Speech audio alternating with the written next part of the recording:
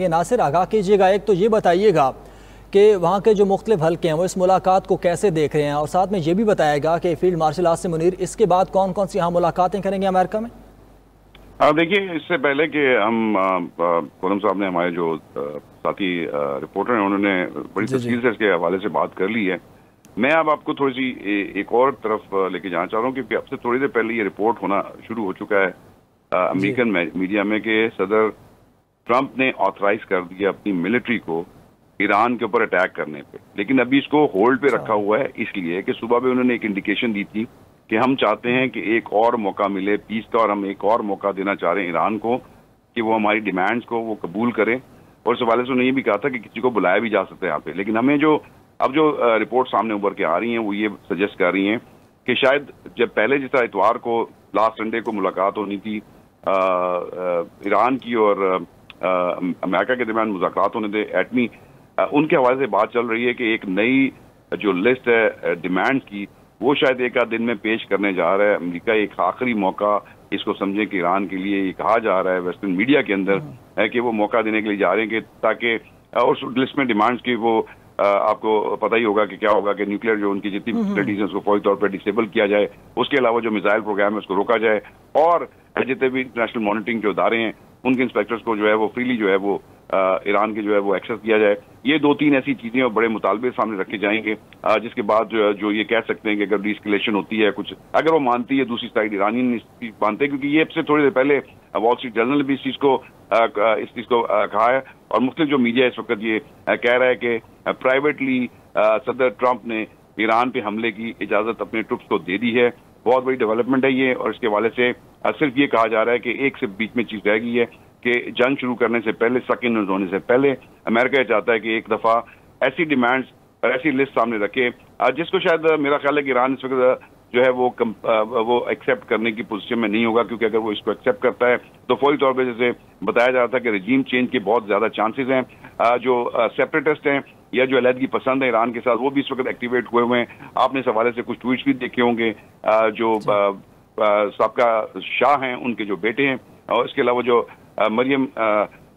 Rajani probably उनका नाम है, जो कि सेपरेट मूवमेंट चलाती रही है कुर्दिस्तान के इलाके से, और उनके अक्सर क्लैशेस होते रहे हैं ईरान के रजीम के साथ। तो ये जो जितने भी एंटी ईरान एलिमेंट्स हैं जो इस वक्त मुल्क से बाहर हैं, वो इस वक्त बहुत ज्यादा एक्टिवेट हुए हुए हैं कि इस अगर ये चीज होती है खुदा न खास्ता ईरान के अंदर रजीम चेंज होता है तो फिर उसकी रिप्लेसमेंट के लिए कौन सामने आएगा। और अगर ये बात सही है कि सदर ट्रंप ने ट्रुप्स को गो हेड कर दिया है, जैसे कोई हमारे अभी तजरिकारी बता रहे थे कि बहरीन से जो है वो एक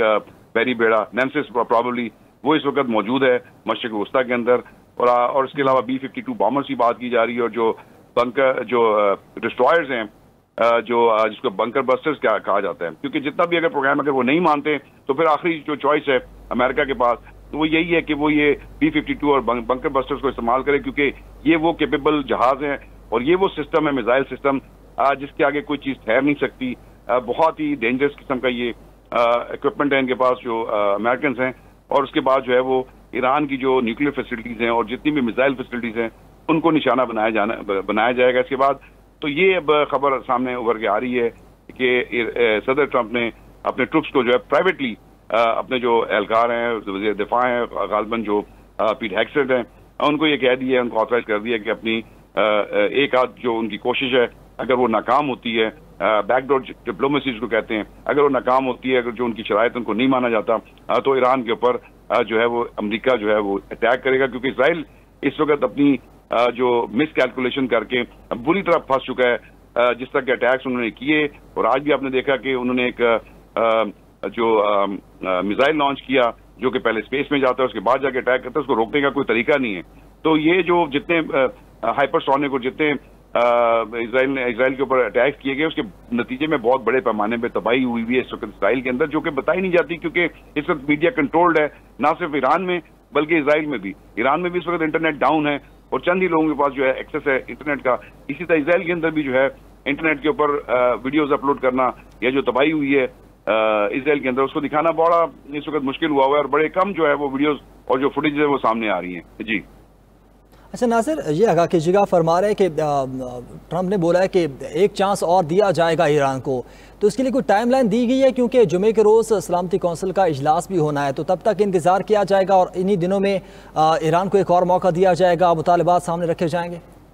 जी बिल्कुल, अगर सिक्योरिटी काउंसिल के अंदर ये जो इजलास होने जा रहा है जुमे को, उससे पहले ही इस चीज़ का फैसला हो जाएगा। उसके बाद प्रॉब्ली सिक्योरिटी काउंसिल में अगर कुछ तरह की रेजोल्यूशन आती है, पहले भी हमने देखा है यूनाइटेड नेशन तो एक किस्म का डिबेटिंग क्लब है, अगर आप रेजोल्यूशन लेके भी आते हैं तो एक मुल्क जो है वो खड़े होकर उसको वीटो करके और उस पूरे मामले को ही खत्म कर देता है। इतनी अरसे की जो मेहनत होती है, जो ड्राफ्ट रेजोल्यूशन होती है, उनको पेश किया जाता है, उसके ऊपर बहस होती है, दिन ज़ाया होते हैं और उसके बाद एक रुकन उठता है और उसके बाद जो है उसको वीटो करके चल पड़ता है। लेकिन कहने का मतलब मेरा ये है कि एक जो चांस अगर दिया जाना है, तो क्योंकि पहले भी इस तरह बहुत दफा इराक के मामले पे आपको पता है कि WMD के बारे में बात हुई और आखिर में फिर निकला कुछ भी नहीं, वहां पे नहीं निकला और बड़ी हजीमत उठानी पड़ी। और अब चूंकि यहाँ पे जो सेनेटर्स हैं, कांग्रेसमैन हैं, जैसे बर्नी सैंडर्स ने पहले भी ट्वीट के अंदर ये 2 दिन पहले जो है ये एक चीज कही थी कि हमें दोबारा जो है लूअर करके जो है वो इस दूसरी जंग में शरीक नहीं होना चाहिए। तो इस हवाले से फूंक फूंक के कदम रख रहे हैं। 6 दिन और 7वां दिन शुरू हो चुका है इस वक्त। बहुत नुकसान हो चुका है दोनों साइड का और अब लगता यही है कि इजराइल के पास अब जो उनकी जो स्ट्रैटेजी थी वो फेल हो चुकी नजर आ रही है कि फेल हो चुकी है। और वो जिस तरह समझते थे कि लोग बाहर निकल आएंगे, रजीम चेंज के हवाले से लोग तंग हैं, अमरीका ईरान में रजीम को पसंद नहीं करते और वो जैसे ही उनको कुछ थोड़ा सा मौका मिलेगा वो बाहर निकल आएंगे। अभी भी ये खतरात मौजूद हैं ईरान के अंदर, क्योंकि बॉर्डर के जो इलाके हैं, जैसे जितने भी बॉर्डरिंग इलाके हैं, वो जो मुजाफाती इलाके हैं, शहरों में तो कोई सपोर्ट हासिल नहीं हुई, लेकिन मुजाफाती इलाकों में देखा यह गया है कि जो सरहदी इलाके हैं जहाँ पे कुर्दिश की और दूसरे जो नेशनलिटीज हैं उनके वहाँ पे जो असर है, वहाँ पे कुछ थोड़ी बहुत एक्टिविटी नजर आई है कि लोग कुछ मुजाहिरीन वहाँ पे बाहर निकले। लेकिन ओवरऑल अगर देखा जाए, जनरली देखा जाए, जो एक एक्सपेक्ट किया जा रहा था कि ईरान के लोग बाहर निकल आएंगे, तेहरान में लोग बाहर निकल आएंगे, शिराज में निकलेंगे, इस्फहान में निकलेंगे, वो बात नहीं हुई। और ये एक बड़ा धचका था वेस्टर्न वर्ल्ड के लिए कि ये कैसे मुमकिन है कि जिस रजीम से 80% जो ये कहा जाता था, प्रोपेगेंडा किया जाता था, बल्कि जो नेतन्याहू हैं वो तो बाकायदा पैगामात भिजवा रहे थे ईरानी हुकूमत को। और अभी भी, अब थोड़ी देर पहले भी एक हैक किया उन्होंने साइट TV स्टेशन को, और उसमें पैगाम चलाया है औरतों के स्पेशली कि अपनी आज़ादी के लिए बाहर निकलें और अपने मुतालबात के लिए बाहर निकलें, इस रजीम से छुटकारा पाएं, बाहर निकलें, मुजाहरे करें। और उसके अलावा मैंने आपको बताया कि सेपरेटिस्ट जो लीडर हैं, अपोजिशन के जो लोग हैं, वो भी इस वक्त बड़ी तादाद में जो है ना वो मैसेजिंग और इस तरह की जो चीजें, इसीलिए मैंने आपको बताया कि वो इंटरनेट जो है वो इस वक्त ईरान में बिल्कुल बंद है इस प्रोपेगेंडा के खिलाफ, ताकि जो है ये मैसेजिंग और जो जिसको कहते हैं कि ये जो मैसेज है ये एक दूसरे तक ना पहुंच सकें। इस हवाले से मैं आपको बताता चलूं कि सेपरेटिस्ट इस वक्त एक्टिवेटेड है, लेकिन एक मौका और जो हमें अपने जराए बता रहे हैं, ये जो मीडिया में रिपोर्ट हो रहा है कि एक मौका और मिलेगा ईरान को, ताकि ये दुनिया को बावर कराया जा सके कि देखिए हमने पूरा मौका दिया, 60 डेज पहले दिए, नहीं माने, फिर 7 दिन की जंग हुई, फिर हमने एक मौका फराहम किया कि जो है उसमें हमने मुतालबात पेश किए, वो उस पर नहीं माना। तो अगर जंग होती है तो फिर, और आज हमारे चीफ ऑफ आर्मी स्टाफ जो है वो फील्ड मार्शल आसिम मुनीर साहब, उनके हवाले से बात हुई कि ईरान को बहुत बेहतर समझते हैं। तो पाकिस्तान का रोल जो है वो बहुत, देखिए पाकिस्तान हमेशा से ही एक ऐसा खित्ता है कि कभी अफगानिस्तान में, कभी चीन के हवाले से, कभी हिंदुस्तान के हवाले से कोई ना कोई ऐसी डेवलपमेंट होती रहती है जहाँ पे पाकिस्तान की रेलेवेंसी दुनिया में बहुत ज्यादा बढ़ जाती है। और अब अचानक ही ये समझें कि इस हालिया यानी चंद दहाइयों में इस वक्त जो कुछ आप देख रहे हैं, जो अपनी स्क्रीन पे देख रहे हैं, ये हिस्टोरिकल है, ये तारीखी मनाजिर हैं जो अपने आप स्क्रीन पे देख रहे हैं, जो कि एक बहुत बड़ी जंग जिसको कह सकते हैं कि मॉडर्न वॉरफेयर हम देख रहे हैं इस वक्त। एरियल बम्बार्टमेंट हम देख रहे हैं, दुनिया की एक पूरी मिलिट्री स्ट्रेटेजी चेंज होते हुए देख रहे हैं कि जो एरियल आप देखिए कि ड्रोन्स, मिसाइल्स और किस तरह की टेक्नोलॉजी वो सामने आ रही है, और लोग इस वक्त अपनी स्क्रीन से बैठ के वो चीजें देख रहे हैं। तो ये जो एस्केलेशन होगी, डेफिनेटली होगी, खत्म नहीं होगा, और ना ही जो है वो ईरान इससे बैकआउट करेगा। अगर वो शायद मानते हैं किसी मजबूरी में, तो फिर मुझे लगता यही है कि उसके बाद अगर मुझे नहीं लगता कि उसके बाद हुकूमत जो है वो क्योंकि संभल पाएगी, क्योंकि लोग जो हैं वो इस वक्त चाहते हैं कि डट जाए ईरान, जो ईरान के लोग हैं बड़ी तादाद में। लेकिन कुछ पॉकेट्स ऐसी हैं जहाँ पे जो है वो इसकी मुखालफत भी चल रही है, जो मौजूदा रजीम है उसके हवाले से। और आपने देखा था कि हमने एक खबर ब्रेक की थी अच्छे 2 दिन पहले प्रॉब्ली यस्टरडे के पासदारान को जो है अपनी जितनी ताकत है, जितनी अपनी इख्तियारात है एज ए सुप्रीम कमांडर, वो उन्होंने मुंतकिल कर दिए थे पासदारान को। तो ये ईरान भी फिगर आउट कर रहा था कि आने वाले चंद दिनों में कोई बड़ी चीज होने जा रही है, जिसकी वजह से उनको खदशात थे कि जो है वो अगर कम्युनिकेशन, अगर रहबर को असैसिनेट करने की भी बातें हो रही हैं, किसी वक्त ये भी हो सकता है, कोई अब इससे बैद नहीं है दुनिया में जो कुछ वक्त हो रहा है, कुछ भी पॉसिबल है। तो उसलिए जो है वो इसको रेजिस्टेंस को अपराइज इसको रखने के लिए, कंट्रोल में रखने के लिए उन्होंने अपने इख्तियारात जो है वो, क्योंकि वो ऑब्वियस टारगेट है इस वक्त जो है मिलिट्री के, अगर वो अटैक होता है तो डेफिनेटली वो एक मिलिट्री के अटैक होंगे, क्योंकि रहबर हैं। उसकी वजह से जो है वो अगर उनको कुछ होता है तो डेफिनेटली एक जैसे सिपर सालार आपका या किसी जंग में अगर काम आ जाता है तो फिर पीछे जो फौज होती है उसका मोराल डाउन होता है। तो इसकी वजह से जो है इस वक्त उनको सेफ जगहों पर रखने की कोशिश की जा रही है। लेकिन जैसे कि सदर ट्रम्प ने कहा था कि हमें बिल्कुल मालूम है कि वो कहाँ हैं, और एयर सुपीरियरिटी की भी उन्होंने बात की थी कि मैं इस वक्त तमाम जो ईरान की जितनी भी एयर स्पेस है उसके ऊपर हमें इस वक्त मुकम्मल कंट्रोल हासिल है। तो ये अभी तक जो डेवलपमेंट है, अब देखिए ये कुछ अगले चंद घंटों में अनफोल्ड होगी कि वाकई कोई दी जाती है उनको इस हवाले से कोई ऐसी कोई ऑफर ईरान को कि जिसमें उनकी भी कोई फेस सेविंग हो, ताकि दूसरे जो ग्रुप दूसरा जो फरीक है इसमें इजराइल, अगर ये हो जाता है तो बहुत अच्छी बात है खित्ते में, इसके हवाले से अगर अमन होता है। लेकिन इसके चांसेस बहुत कम लग रहे हैं, और लगता यही है कि अमेरिका जो है वो, लेकिन उसमें एक और पहलू भी है कि क्योंकि अमेरिका के अंदर इस जंग के हवाले से सपोर्ट जो है वो बेस जो है वो इतनी ज्यादा नहीं है, क्योंकि सदर ट्रम्प वादा करके आए थे, इंतखाबी बहुत बड़ा वादा था कि मैं दुनिया से जंगें खत्म करूंगा। तो ये तो एक दुनिया की बहुत बड़ी जंग का आगाज करने जा रहे हैं। अगर वो करते हैं, और अगर पीस को एक चांस नहीं मिलता, और अगर पीस को चांस मिलता है तो अच्छा नासिर, यही मैं आपसे जानना चाह रहा था कि सदर ट्रम्प ने जब कैंपेन की थी अपने इलेक्शंस की, तो उनका एक ही नारा था कि मैं दुनिया से जंगों का खात्मा करूंगा।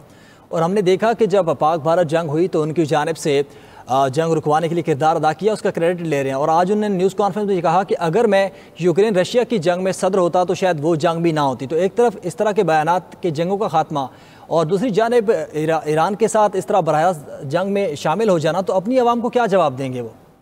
देखिए, मैं इसीलिए कह रहा हूँ कि उन्होंने एक आखिरी मौका, ये चांस है एक इस चीज की, उन्होंने अपने अवाम को बताने के लिए, उनको समझाने के लिए, उनको एक तरह से मुतमईन करने के लिए। देखिए मैंने कितना कोशिश की। देखिए जो अब मैं और आप जो बात कर रहे हैं उसको वेस्टर्न मीडिया तो किसी और तरह से पोर्ट्रे कर रहा है। यहाँ पे जो इनका जो मीडिया है, आपको पता ही कि उसके ऊपर ज्यादातर किसका इन्फ्लुएंस होता है, वो जिस तरह पोर्ट्रे करते हैं मामलात को। लेकिन अपने अवाम को समझाने के लिए कि देखिए मैंने 60 दिन तक निगोशिएशन करवाई, उसके बाद जंग शुरू हुई, उसके बाद दोबारा से मैंने कोशिश की, मैंने फिर एक ऑफर की, जो अभी हमें अनकंफर्म्ड रिपोर्ट्स हैं कि एक पीस की डील की, एक पीस की ऑफर की जाएगी, वरना प्राइवेटली ये चीज रिपोर्ट कर रहा है वेस्टर्न मीडिया। मैं अपनी तरफ से नहीं बता रहा है, वेस्टर्न मीडिया रिपोर्ट कर रहा है, और अब से चंद मिनट पहले ये रिपोर्ट कर रहा है कि सदर ट्रम्प ने अपने ट्रुप्स को इजाजत दे दी है जंग की, और अपने जो भी जो कमांडर्स हैं उनको इस हवाले से प्लान करने की हिदायत जारी कर दी है कि किस तरह ये अटैक किया जाएगा। और इस हवाले से जो अवाम है उनको मुतमईन करने के लिए, एक मैंने आपको पहले बताया कि अब विजडम के ऊपर है कि ईरानियन किस तरह इसको अगर ऐसी कोई ऑफर आती है टेबल के ऊपर निगोशिएशन की, तो वो उसको किस तरह लेते हैं, कैसे वो इसको देखेंगे, क्या उनकी क्लॉजेज जो उसके अंदर जो शराइत रखी जाएंगी उनको काबिल कबूल है। क्योंकि इस वक्त ईरान के पास डू और डाई सिचुएशन है। उनकी रिजीम चेंज होने की बातें जो है वो डेफिनेटली उसके अंदर वजन भी है कि बहुत अरसे तक सस्टेन नहीं कर पाएगा, क्योंकि अकेला एक इस वक्त ईरान खड़ा हुआ है, पूरी दुनिया एक साइड पे है और ईरान एक साइड पे है। तो आप एक मुल्क के तौर पे जिसको सैंक्शंस में मेरा ख्याल 40 साल हो गए, 30-40 साल सैंक्शन ज़्यादा है, पुराना इक्विपमेंट है, इंडिजिनस उनकी जो है वो जो है अपनी इक्विपमेंट है जो उन्होंने बनाया, ड्रोन मिसाइल टेक्नोलॉजी, वो कि उसमें रशियन इन्वॉल्वमेंट भी है, चाइना से भी उन्होंने कुछ इक्विपमेंट दिया। और अब भी ये बातें की जा रही है कि अगर चाइना इंटरवेंशन करता है और रशिया इंटरवेंशन करता है तो ये पीस डील ब्रेक हो सकती है, जिसके अंदर प्रॉबेबली उन्होंने, ईरानियन ने पहले ही कह दिया अपनी मजलिस में, उनके फॉरेन मिनिस्टर ने, कि हमारा कोई इरादा नहीं है एटम बम बनाने का। हमने 2003 के बाद अपनी किसी किस्म की भी कोई न्यूक्लियर कैपेबिलिटी जो पीसफुल के अलावा है उसमें कोई इजाफा नहीं किया, तो हमें कोई छुपाने की जरूरत नहीं। अगर कोई छुपाने की जरूरत नहीं है तो ये कहा जा सकता है कि वो इस शराइत को मान लें और ये दुनिया एक बड़ी तबाही से बचे।